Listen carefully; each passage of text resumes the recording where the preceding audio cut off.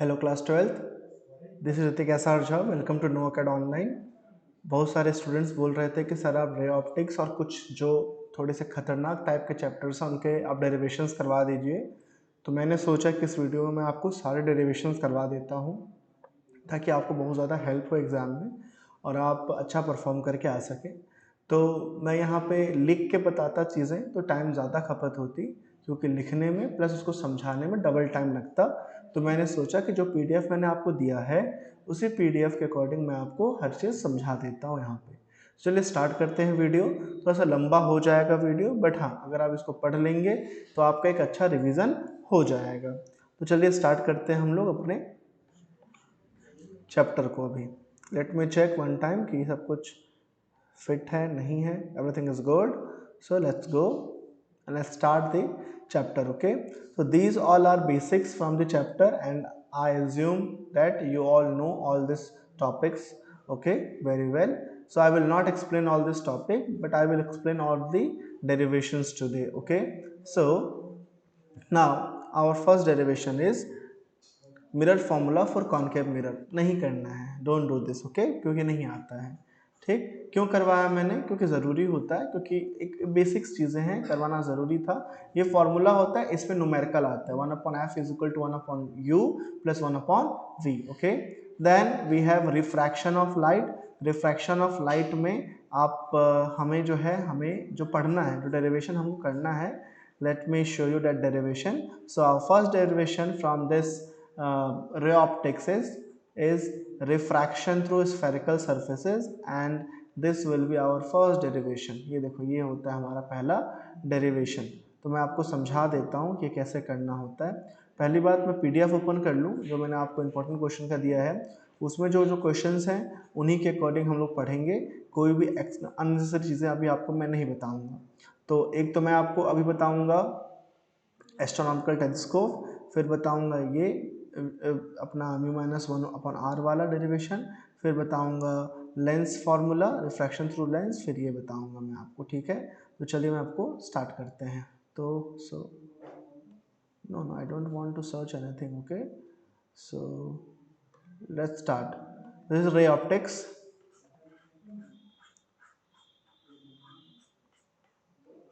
First of all,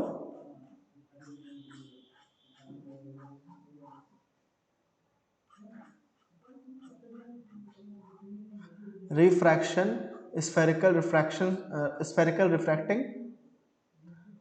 spherical refracting surface. Okay, तो आप यहाँ पे गौर से देखिएगा हम क्या कर रहे हैं।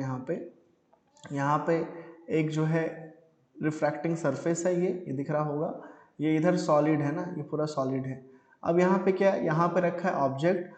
ऑब्जेक्ट से एक रे गई है ना यहाँ पे, तो रे जो है वो, ये मीडियम जो है ना, इसका, इस मीडियम का रिफ्रैक्टिव इंडेक्स μ1 है, इस मीडियम का रिफ्रैक्टिव इंडेक्स μ2 है।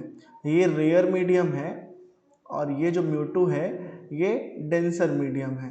तो हमारी जो लाइट है वो रेयर से डेंसर में जा रही है, तो ऑब्वियसली नॉर्मल की तरफ झुकेगी। नॉर्मल कैसे बनाओगे? तो इस पॉइंट पे एक 90 डिग्री का लाइन खींचो, दिख रहा है डॉटेड लाइन 90 डिग्री का, ये नॉर्मल है।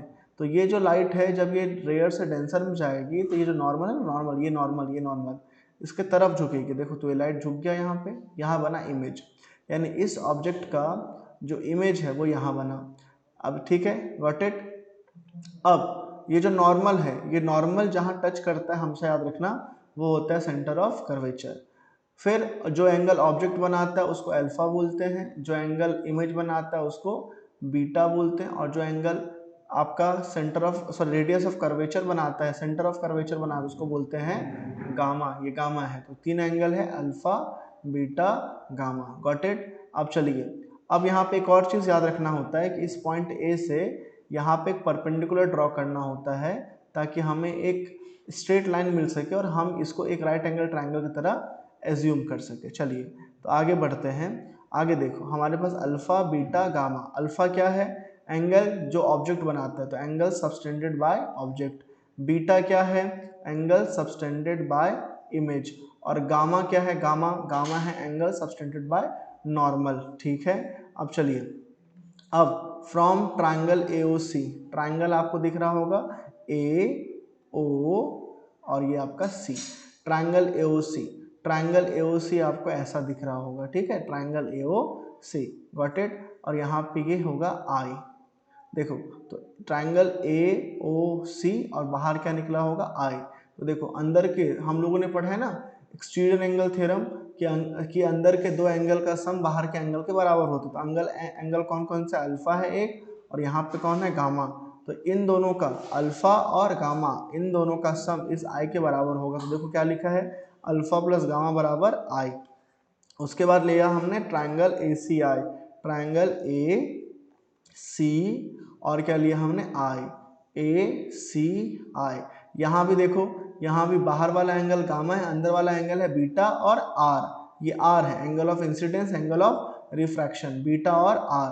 तो यहाँ से देखो बीटा प्लस R बराबर क्या हो गया, गामा हो गया। तो यहाँ से R की वैल्यू क्या हो गई, gamma minus beta. Okay good. अब हम लिखेंगे स्नेल्स लॉ। स्नेल्स लॉ क्या होता है, sine I upon sine R, mu two upon mu one, sine I upon sine R is equal to mu two upon mu one. तो इन दोनों का मल्टीप्लिकेशन होगा, इन दोनों का मल्टीप्लिकेशन होगा, तो म्यू वन साइन I बराबर हो जाएगा म्यू टू साइन R। अब याद रखोगे, अगर थीटा बहुत छोटा है तो साइन थीटा थीटा के बराबर हो जाता है। तो यहाँ पे जो एंगल I है ये बहुत छोटा है, तो साइन I को हम सिर्फ क्या लिख सकते हैं, I। और यहाँ पे R भी बहुत छोटा एंगल है, तो साइन R को सिर्फ क्या लिख सकते हैं, R। तो हमें मिल गया mu one into I is equal to mu two into R।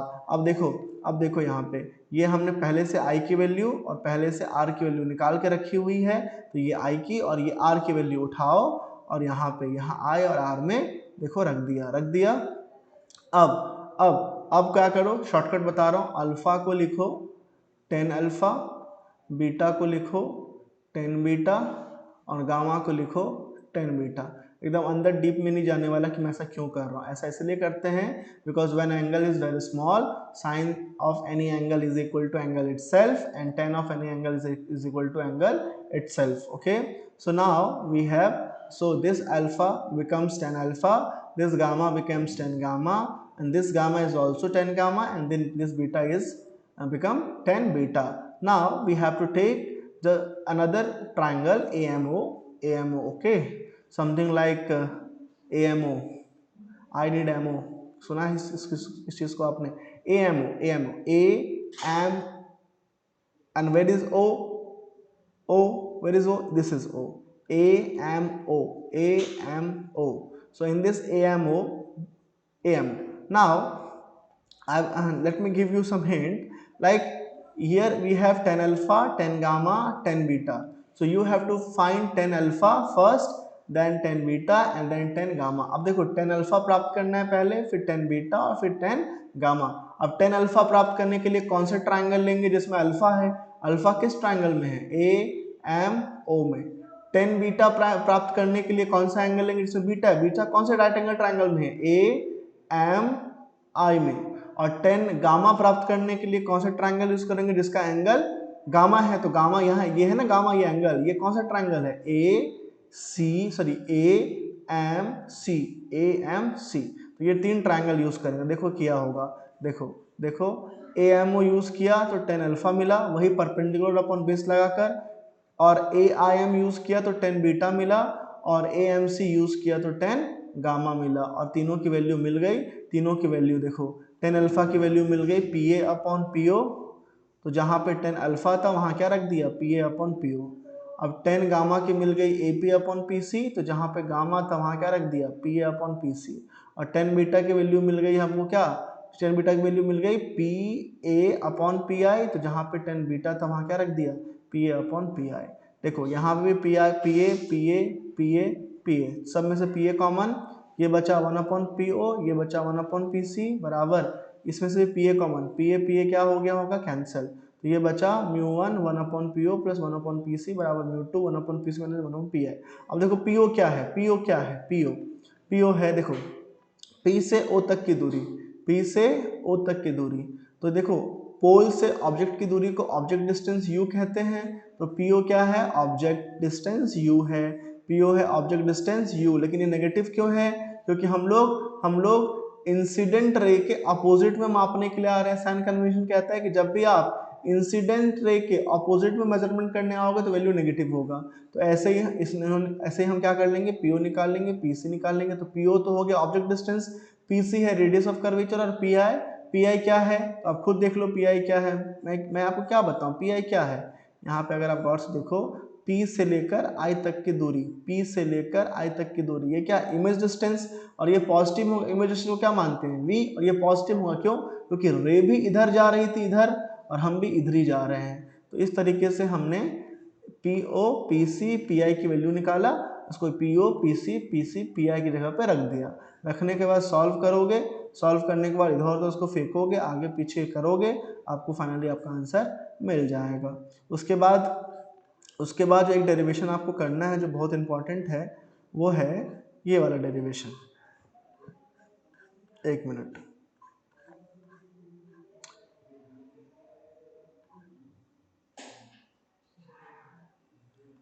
ठीक। लेंस, अब लेंस में आते हैं। तो लेंस में एक डेरिवेशन होता है लेंस मेकर फॉर्मूला।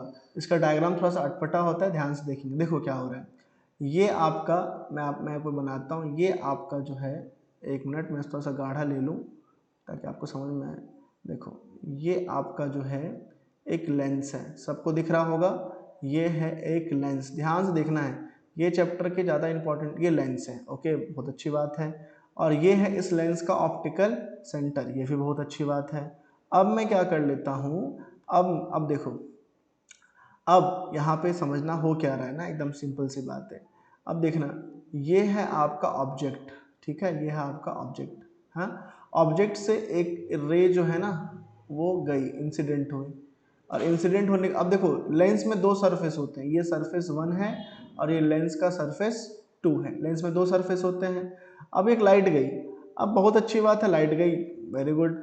अब ये जो रे है, ये सरफेस 1 से टकराई, तो जब सरफेस 1 से टकराई तो ये रेयर मीडियम से कहाँ एंटर कर रही है, डेंसर मीडियम में, तो नॉर्मल तरफ झुकेगी। तो नॉर्मल कैसे बनाओगे, यहाँ पे एक 90 डिग्री ड्रॉ करोगे, ये किया, और ये 90 डिग्री यहाँ पे जहाँ भी टच करेगा वो होगा सेंटर ऑफ कर्वेचर 2। लेंस में दो सेंटर ऑफ कर्वेचर होते हैं, C1 C2, तो ये हो गया C2, याद रख लो।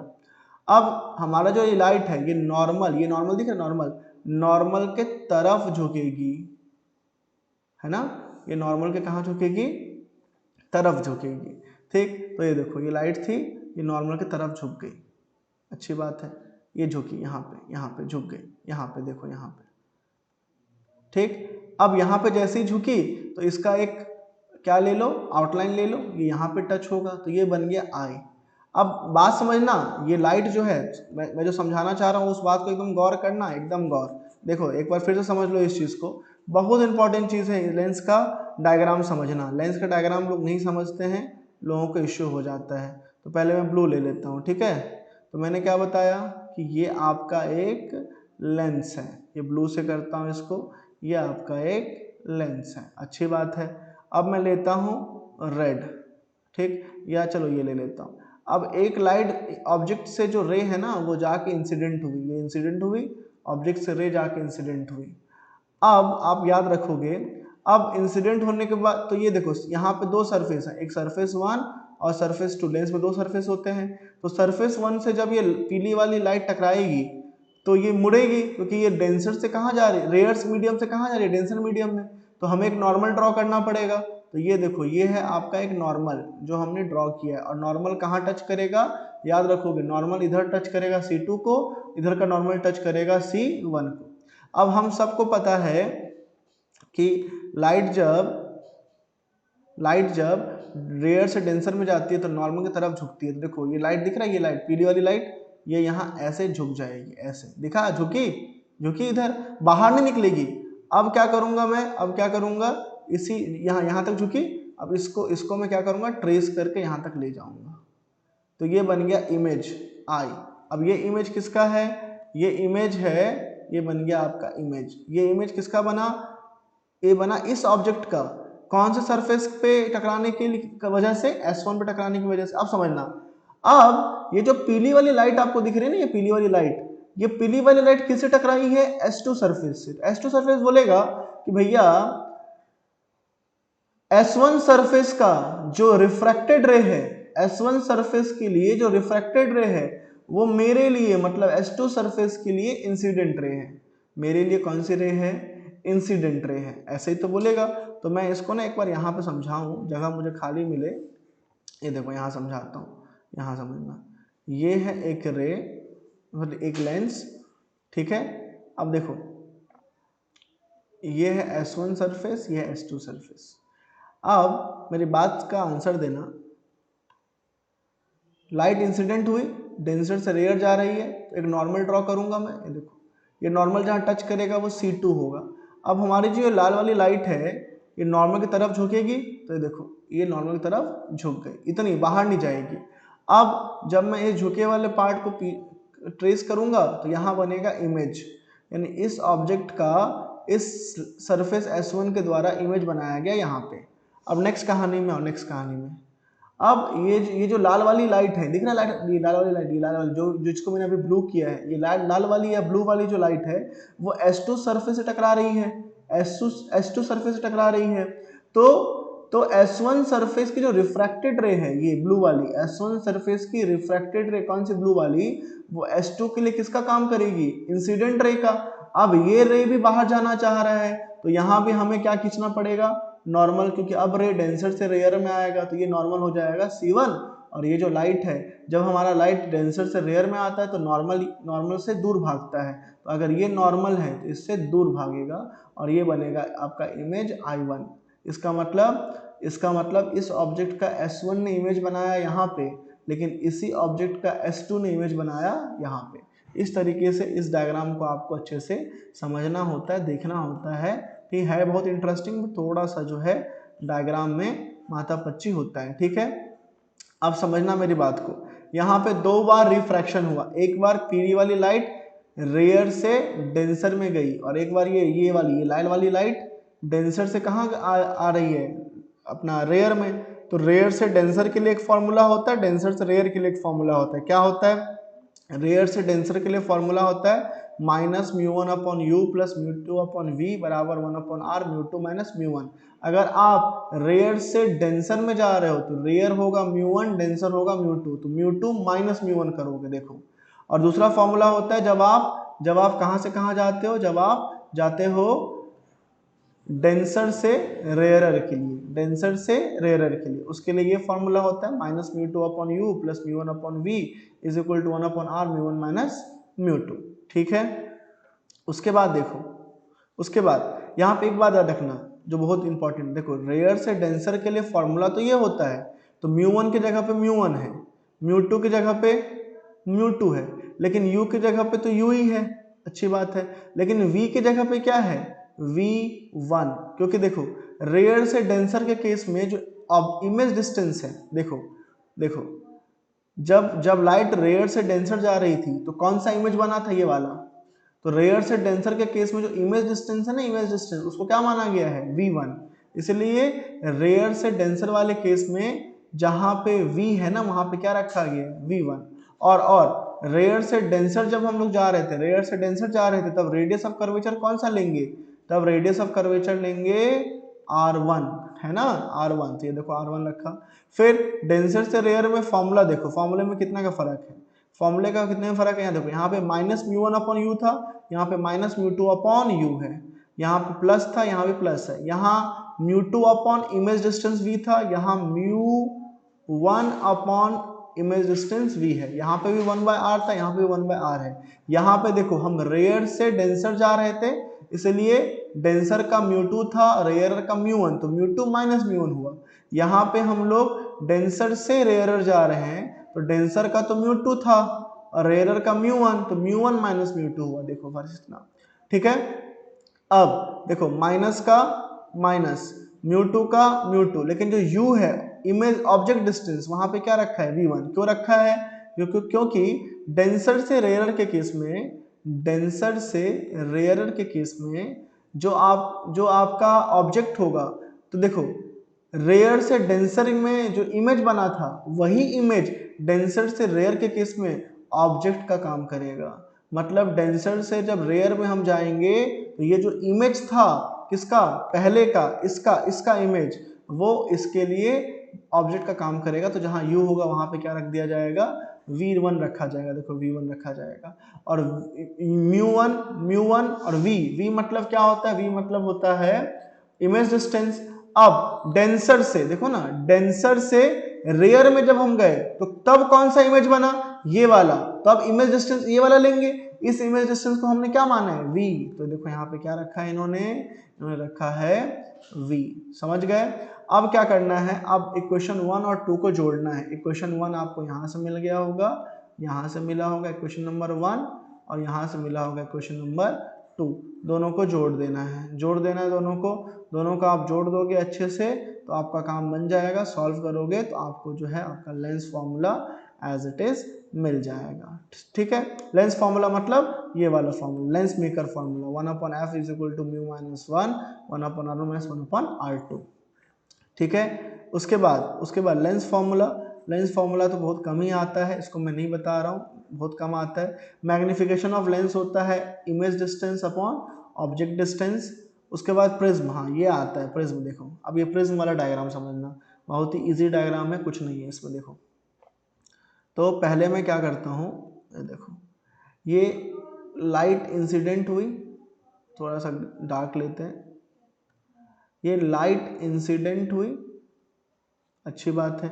इंसिडेंट होने के बाद लाइट रेयर से डेंसर में जा रही है तो नॉर्मल खींचा जाएगा, और लाइट जो है जब रेयर से डेंसर में जाती है तो नॉर्मल से दूर भाग जाती है। देखो दूर भाग गई लाइट, दूर भाग गई, अच्छी बात है। फिर अब ये डेंसर से कहाँ जा रही है, रेयर में, तो फिर से नॉर्मल ड्रॉ किया जाएगा। तो जब लाइट डेंसर से रेयर में जाती है तो क्या होती है, नॉर्मल से दूर भागती है, तो भाग गई, है ना। तो लाइट गई ऐसी थी, निकली ऐसी, है ना।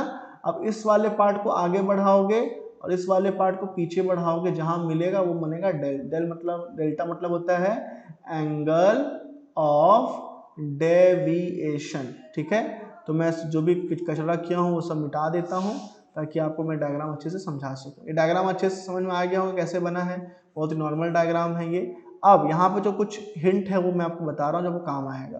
देखो ये तो एंगल ऑफ इंसिडेंस I1 है ना, और ये तो आप यहाँ पे देखो, बाहर वाले को आप एंगल ऑफ इंसिडेंस लोगे, अंदर वाले को एंगल ऑफ रिफ्रैक्शन लोगे। क्यों, डेरिवेशन में आसानी होती है, और भी इसके कारण है, बट मैं अभी सिर्फ फोकस कर रहा हूँ आपको शॉर्टकट बताने की। तो इसको अगर I1 लिया तो ये बाहर वाला हो जाएगा I2, और अगर इसको R1 लिया आपने तो ये अंदर वाला हो जाएगा R2। तो बाहर वाले दोनों I1 I2, अंदर वाले R1 R2। ठीक है, ये होता है प्रिज्म कोण। ठीक है, मतलब इसको बोलते हैं प्रिज्म एंगल। अब देखो अब क्या करना है, कुछ नहीं करना बच्चों, बहुत आसान सा है। पहले आपको ट्रायंगल लेना है RLM। कौन सा ट्रायंगल लेना है, R, ये L है ना, L, और ये है M, RLM लोगे। RLM में क्या है, I1 minus I2 plus I2 minus R2। देखो अब ये जो एंगल है, ये एंगल, अगर ये टोटल एंगल I1 है और ये एंगल R1 है तो ये क्या होगा, I1 माइनस R1। और अगर ये टोटल एंगल I2 है और ये R2 है तो ये बचा वाला क्या होगा, I2 माइनस R2। तो दोनों अंदर वाले एंगल बाहर वाले डेल्टा के बराबर होगा। ये कुछ ऐसा दिख रहा है ना आपको, ऐसा दिख रहा है। तो ये वाला जो एंगल है ये है I1 माइनस R1, और ये वाला एंगल है I2 माइनस R2। इन दोनों अंदर वाले एंगल का सम बाहर के एंगल डेल्टा के बराबर होगा। तो देखो डेल्टा बराबर I1 minus R1 plus I2 minus R2। I1 I2 को एक साथ रखा और माइनस माइनस कॉमन निकाल के R1 R2 को एक साथ रख दिया। फिर लिया है ट्रायंगल LMO, ट्रायंगल LMO, पहले मैं इसको मिटाऊं, ट्रायंगल LMO ये लिया गया है, ट्रायंगल LMO। चलिए ट्रायंगल LMO लेते हैं हम लोग। तो देखो ट्रायंगल LMO, यहाँ पे क्या दिख रहा है, ये जो अंदर वाला एंगल है R1 और ये एंगल है R2, तो R1 R2 और ये O, ये वाला एंगल, तो किसी भी ट्रायंगल के तीनों एंगल का सम 180 के बराबर होता है। तो ये R1 R2 और ये O किसके बराबर होगा, 180 डिग्री के। देखो वही लिखा होगा, एंगल R1 R2 और O बराबर 180 डिग्री। ठीक है, फिर लिया जाएगा क्वाड्रिलेटरल चतुर्भुज, कौन सा, ALOM। तो अब हमें लेना है क्वाड्रिलेटरल चतुर्भुज लेना है, कौन सा, ALOM। कहाँ गया, तो ये देखो ये है आपका ALOM। अब ये चतुर्भुज दिख रहा होगा ना, ये देखो ये चतुर्भुज दिख रहा है आपको, ये यहाँ से यहाँ तक। अब इस चतुर्भुज के तीनों एंगल का, इस क्वाड्रिलेटरल के तीनों एंगल का सम 360 डिग्री के बराबर, तो ये हो गया एंगल एल, ये वाला देखो ये, ठीक। अब यहाँ पे देखो, तो यहाँ पे क्या हो गया, angle L, angle M, angle O, angle L बराबर 360 डिग्री। सही बात है। ये देखो L angle, M angle, O angle, A angle, तीनों का सम 360 डिग्री होगा। अब देखो एंगल एल तो 90 है, आपको दिख रहा होगा। अगर आप ये पूरा एंगल देखने जाओगे ना, ये देखो ये एंगल एल है और ये एंगल एम है, ये 90 डिग्री होता है। तो एंगल एल 90, एंगल एम 90 और एंगल ओ तो हमें नहीं पता और एंगल ए भी हमको नहीं पता, बराबर 360। अब 90 90 180 और ये सॉल्व हुआ तो angle O plus angle A कितना आ गया, 180 आ गया। बहुत अच्छी बात है।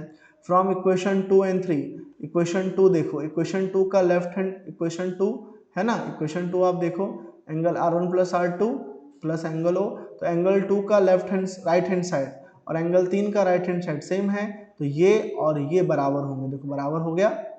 अब एंगल ओ कैंसिल और एंगल ए बचा और R1 प्लस R2, तो हमें मिल गया R1 प्लस R2 बराबर ए, पहला रिलेशन।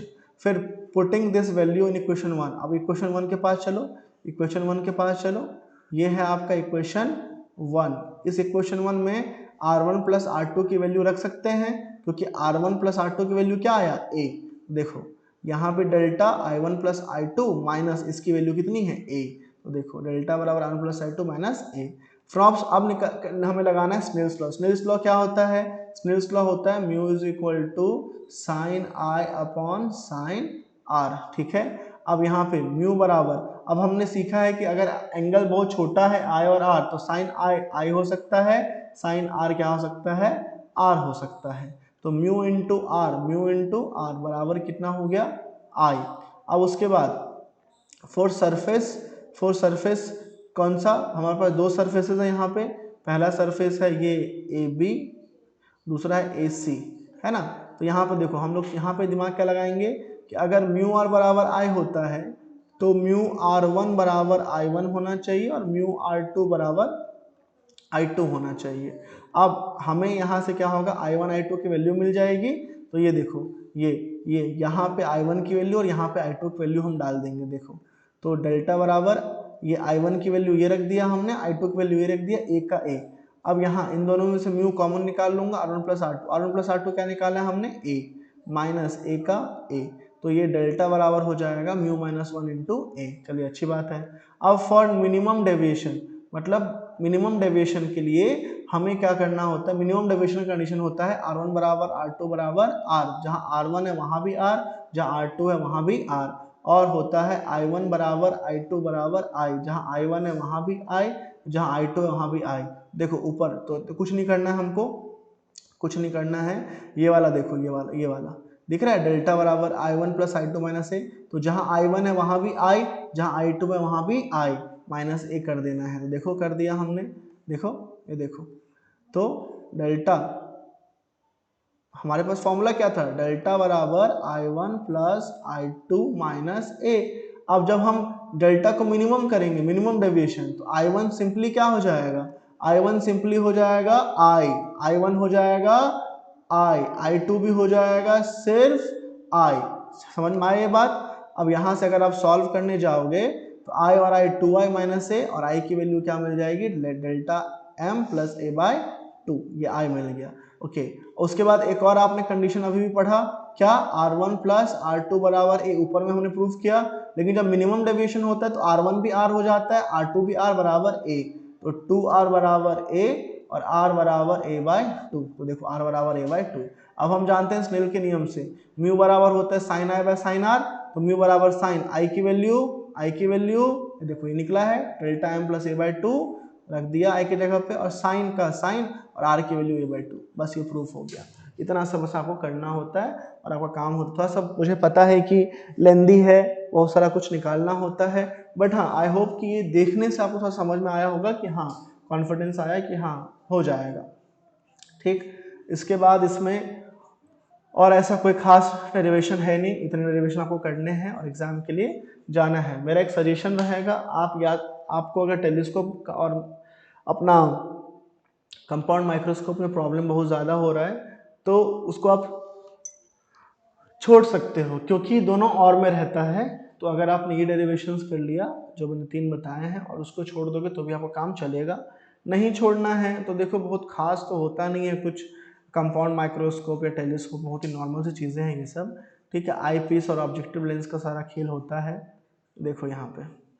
बट मैं बोलूँगा थोड़ा सा मतलब देखो, अगर आप लोग लास्ट क्लास में पढ़ रहे हो ना, और तो आपको अच्छे से ही पढ़ना होगा, क्योंकि देखो क्या होता है, या तो जब ये चैप्टर पढ़ाया जाता है स्कूल्स में या कोचिंग्स में, स्कूल्स का तो मैं जिक्र ही नहीं करूँगा, ठीक है, आप समझ गए होंगे।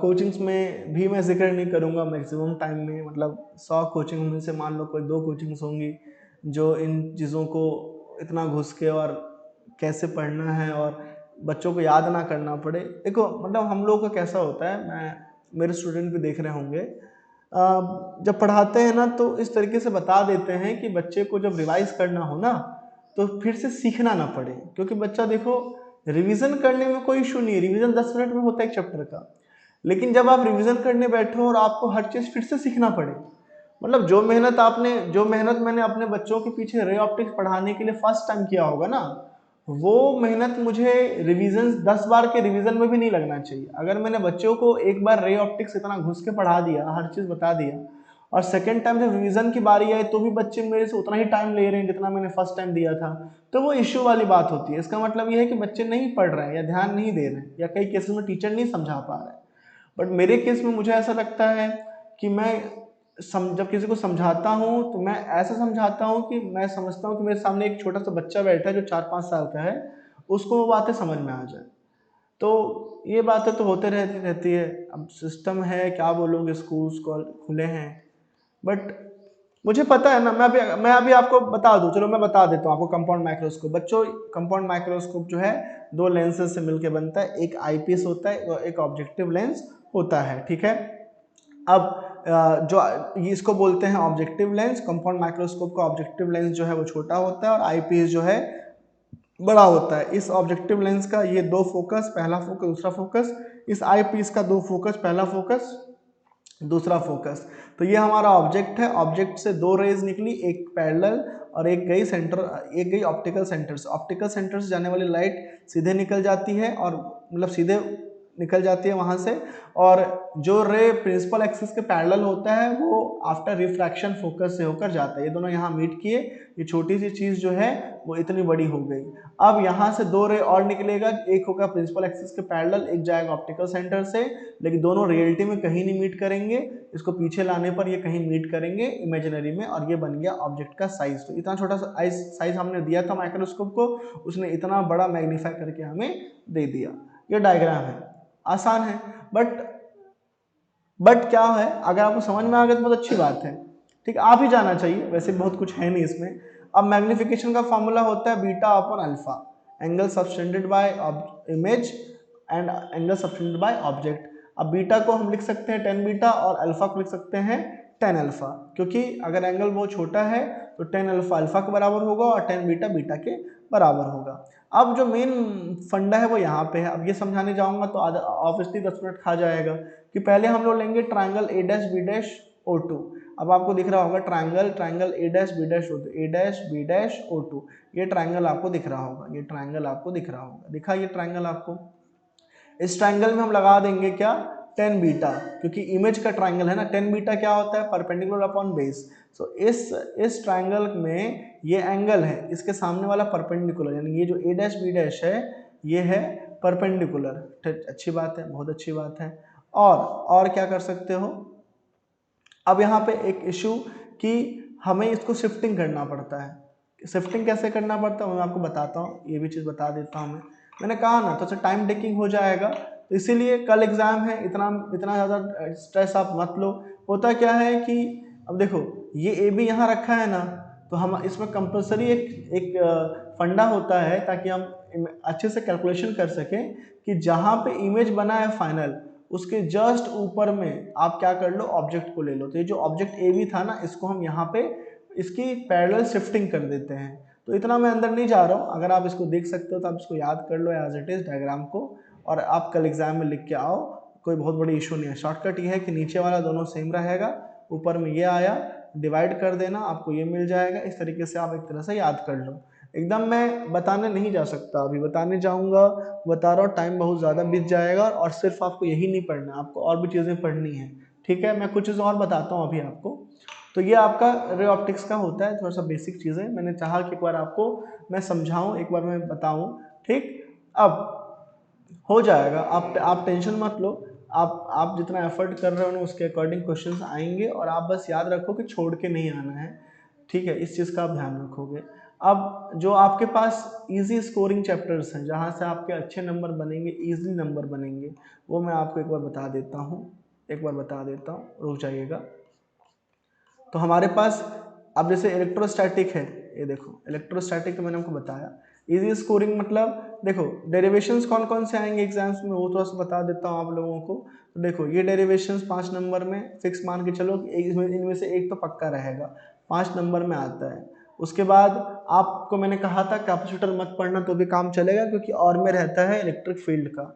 उसके बाद करंट की बात करते हैं, सब पढ़ना है करंट में, 3 नंबर के magnetic effect of electric current में देखो ये डेरिवेशंस रहेंगे, इनमें से कोई भी डेरिवेशन आपके एग्जाम में आ सकता है, बहुत इंपॉर्टेंट है, कोई भी आपके एग्जाम में आ सकता है, लेकिन इन्हीं में से आएंगे, इनसे बाहर कुछ भी नहीं आएगा। मैग्नेटिज्म ऑफ मैटर रटने वाला है, रट लो, 3 नंबर का रहता है, रट लो अच्छे से, काफ़ी नंबर मिलेगा। देखो एक फंडा मैं आपको बताता हूँ कि आप अगर आपको मतलब पास होना है और एक नंबर सिक्योर करना है, वैसे ये पीडीएफ जो दिया था मैं, उसमें तो इतने क्वेश्चंस हैं, इतने मतलब प्रिसाइजली इसको बनाया गया है कि टॉप मेरिट वाला जो है ना पढ़ेगा तो मेरिट में आ जाएगा, मतलब। लेकिन फिर भी बहुत सारे मेरी ऑडियंस ऐसी भी है जिन्होंने साल भर गलतियां की है या इग्नोर किया है, या फिर उन लोग पढ़ने वाले बच्चे थे बट उनको अच्छे टीचर्स की संगति नहीं मिली या अच्छा गाइडेंस नहीं मिला। तो बच्चा अगर आपको पास होना है तो 12 क्वेश्चंस आते हैं 3 नंबर वाले, और रटने वाले होते हैं ये। 36 नंबर आपको यहाँ से मिल सकता है। रटने वाले चैप्टर्स कहाँ से हैं देखो, तो यहाँ से ये यहाँ से आएंगे आपके 3 नंबर के, यहाँ से 3 नंबर के क्वेश्चंस आते हैं, 2 क्वेश्चंस रहता है मेरे ख्याल से। यहाँ से 3 नंबर क्वेश्चन रहता है रटने वाला, इसको आप रट सकते हो आराम से। इंडक्शन से बहुत ही बच्चों वाले क्वेश्चंस आते हैं, एकदम इजी क्वेश्चंस आते हैं, ये ऐसे क्वेश्चंस आते हैं। Umesh teacher was teaching the law of Lenz law, ऐसे क्वेश्चंस आते हैं। अल्टरनेटिंग करंट से भी ऐसे क्वेश्चंस आते हैं, कई बार मेरे को करके जाना है, इसको इग्नोर नहीं करना है, अच्छे से करके जाना है। डेरिवेशन में अल्टरनेटिंग करंट में सिर्फ इतना ही डेरिवेशन आता है, इसके अलावा कुछ भी नहीं आता है, बता चुका हूँ एक वीडियो में मैं आप लोगों को। इलेक्ट्रोमैग्नेटिक वेव्स की अगर मैं बात करूँ बच्चों, तो यहाँ से रटने वाला क्वेश्चन आता है। कैसे रटने वाला क्वेश्चन आता है? 3 नंबर का आता है कि what is X ray, write its 2 properties and 2 uses, that's it, only one question from this chapter and containing the total marks 3। तो रे ऑप्टिक्स आपने बहुत कहा था, तो मैंने थोड़ा बहुत आपको समझाया है। आप देखिए, मैं आपको एक कॉन्फिडेंस वाली बात बताता हूँ। मैं मोटिवेशन में ज़्यादा विश्वास रखता नहीं हूँ। मुझे ऐसा लगता है कि हम सबको पता होता है कि हमने क्या एफर्ट किया और हमारा क्या परिणाम होगा, लेकिन फिर भी हम कई बार झूठ बोलते हैं खुद को कि नहीं एफर्ट हमने 5 का दिया है तो रिजल्ट 50 का हो जाना चाहिए। मैं इन सब में बिलीव नहीं रखता हूँ। हाँ, जब मैं आपके एज में रहा होऊंगा तब हो सकता है कि कई बार ऐसा हुआ हो कि मैंने किसी चीज़ को उतना एफर्ट ना दिया, उतना ज़्यादा टाइम ना दिया हो, उतना ज़्यादा मैंने हार्डवर्क ना किया हो उसके लिए, लेकिन मैंने भगवान से प्रे किया होगा भगवान एक बार बचा लो या अच्छा करवा दो। वो सब नहीं होता है रियलिटी में, ये एक उम्र के बाद आपको एक्सेप्ट करना होता है। तो कहने का मतलब ये है कि आप में से हर इंसान ने अपना अपना एफर्ट दिया है, किसी ने कम दिया है, किसी ने ज़्यादा दिया है, समझ रहे हो बात को। अब जिसने कम दिया है वो इस बात से सिर्फ दुखी ना रहे कि भैया मेरा रिजल्ट अच्छा नहीं आ रहा है। मतलब अगर आपने एफर्ट दिया है 100 में से 40 नंबर के लाया, तो आप उम्मीद कर सकते हो कि 40 नहीं तो कृपा होकर 45 हो जाए। बट अगर आप एफर्ट दिए और अगर आपने एफर्ट दिया है 100 में से 100 के लायक, तो आप ये उम्मीद कर सकते हो कि आपका 100 ना आए लेकिन 90 आएगा। मतलब बोलने की बात ये है कि आप सबने अपना एफर्ट दिया है। कल आपका फिजिक्स का एग्जाम है, फिजिक्स मेरे बहुत करीब है, और मैं आपको बस इतना बताना चाह रहा हूँ, पीडीएफ मैंने आपको दिया, आप उसको आपने पढ़ा होगा, अभी आपके पास टाइम है। रे ऑप्टिक्स का मैंने कुछ बताने की कोशिश किया आपको, ताकि आपको थोड़ा सा कॉन्फिडेंस गेन हो सके। पूरा सिलेबस बताने में जाता तो काफ़ी लंबा समय लगता, और मेरे हिसाब से मुझे ऐसा लगता है कि अभी आपको मेरे ज्ञान की ज़रूरत नहीं है। अभी आपको ज़रूरत है कि आप खुद बहुत ज़्यादा टॉपिक्स को पढ़े और उसके हिसाब से आप एग्जाम में लिख के आए।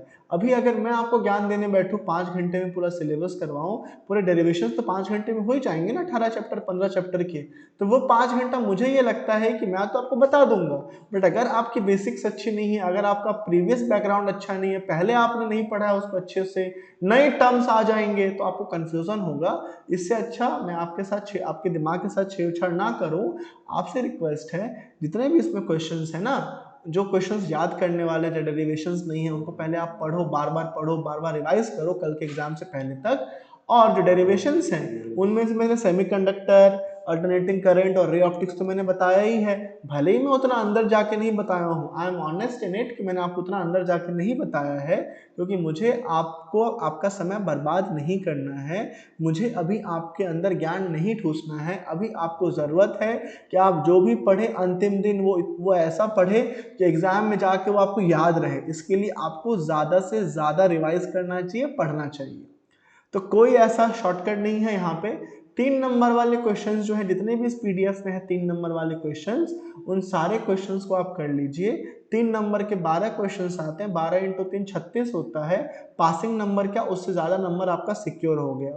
उसके बाद जो डेरिवेशंस हैं वो आप कर लीजिए। डेरिवेशंस आपको पता है, रे ऑप्टिक्स से एक डेरिवेशन आएगा और इलेक्ट्रोस्टैटिक से एक डेरिवेशन आएगा और मैग्नेटिक इफेक्ट और इलेक्ट्रिक करंट से एक डेरिवेशन आएगा। तो 5-5 के 3 डेरिवेशन तो यहाँ से हो ही गए, इनको कर लीजिए। 36 और 15 जो है वो हो गया 6-5 कितना होता है 11, 51 मार्क्स का तो आपका सिक्योर हो गया 70 या 75 में से। इस दिमाग से आप काम कीजिए, आपका बहुत अच्छा रिजल्ट होगा। जो लोग साल भर मेहनत किए हैं या एटलीस्ट एग्जाम से महीने भर पहले अच्छे से पढ़ना स्टार्ट कर दिए हैं, उनको तो ये पीडीएफ पूरा कंप्लीट हो गया होगा। बट जो लोग नहीं किए थे और कुछ दिन पहले से स्टार्ट किए हैं, वो ईमानदार है अपने एफर्ट के प्रति, उनका रिजल्ट उनके एफर्ट के अकॉर्डिंग अच्छा ही आएगा। कोई फेल नहीं होने वाला आप लोगों में से, सबके रिजल्ट अच्छे आएंगे। किसी के बहुत बेहतरीन आ सकते हैं, कोई मेरिट में आ सकता है, और किसी के हो सकते हैं कि 55% 60% भी आए। तो सबके एफर्ट के अलावा बराबर आपको रिजल्ट मिलेगा। ऑनेस्ट रहिए, मोटिवेशन की ऐसी कोई ज़रूरत होती नहीं है, आपको पता है कि आप जितना एफर्ट डालेंगे उतना आपका रिजल्ट अच्छा होगा। तो इसी बात के साथ, इसी नोट के साथ मैं अपनी बात ख़त्म करता हूँ। ये जो वीडियो आपको मिलेगी ये फिजिक्स सीरीज़ की आखिरी वीडियो होगी। कल हम आज ही मैं इसके जस्ट बाद केमिस्ट्री की वीडियोस डालना स्टार्ट करूंगा, और मैंने प्रॉमिस किया है कि ऑर्गेनिक केमिस्ट्री तो पूरा पढ़ाऊंगा मैं, और मैं पढ़ाऊंगा आपको ऑर्गेनिक केमिस्ट्री। क्योंकि क्या है, उसको पढ़ाना क्या है, कम टाइम टेकिंग है, क्योंकि उसमें डेरिवेशंस नहीं है, उतने छोटे छोटे पॉइंट्स नहीं है जहाँ घुसना होता है, तो मैं उनको पढ़ाऊंगा और हमारे पास टाइम भी रहेगा, तो मैं आपका 2-3 घंटा लूँगा, तो वो मेरे लिए या आपके लिए वेस्ट ऑफ टाइम नहीं होगा। तो मिलते हैं फिर फिजिक्स के एग्ज़ाम के बाद। ज़्यादा लोड मत लो, ज़्यादा चीज़ें अभी नई चीज़ें मत करो, जो कर चुके हो उसको रिवाइज करो। 3-3 नंबर वाले सारे क्वेश्चंस पढ़ के जाओ। डेरिवेशंस मैंने बताया आपको, इलेक्ट्रोस्टैटिक पार्ट 1 से आएगा, मैग्नेटिक इफेक्ट इलेक्ट्रिक करंट से आएगा, रे ऑप्टिक्स से आएगा, 5 नंबर के 3 डेरिवेशंस, उनको फटाफट पीडीएफ जितने उतने कर लो। और मैं ये बोलूँगा कि शांत दिमाग से रिविज़न करो, चिल करो थोड़ा सा, ठीक है, और टेंशन भी लो, लेकिन टेंशन को कभी एंजाइटी मत बनने दो, टेंशन को खुद पे हावी मत होने दो, और फिर लास्ट में भगवान का नाम लो और एग्ज़ाम दे दो, और एग्ज़ाम अच्छा जाएगा आपका। Thank you very much. मिलते हैं हम नेक्स्ट वीडियो में। केमिस्ट्री का सीरीज़ आज से मैं डालना स्टार्ट कर रहा हूँ। Thank you very much, best of luck to all of you. अब मैं कोई बातें नहीं करूँगा, शाम को भी हम लाइव नहीं आएंगे, या मैं आपको कुछ और मैसेजेस नहीं करूँगा, क्योंकि अभी मुझे बहुत सारा काम करना है 12th के लिए, 10th के लिए बहुत सारा कंटेंट अभी हमको बनाना है। Thank you very much, have a good day, bye bye.